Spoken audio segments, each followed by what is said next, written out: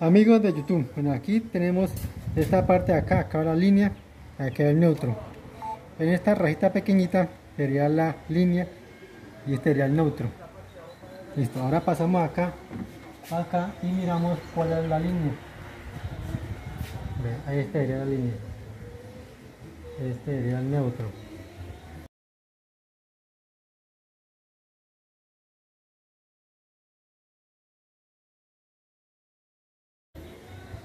O sea que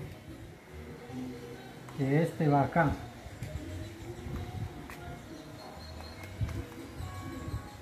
Ese sería ahí. Y el neutro acá.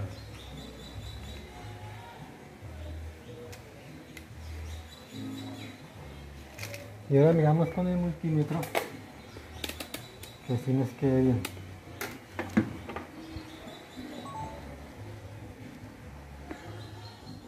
Ahí sería.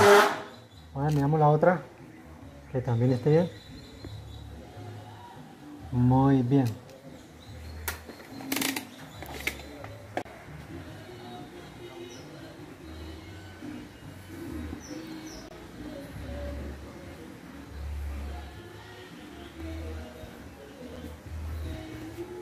No. Ahí. Enciéndela, enciéndela. Encender.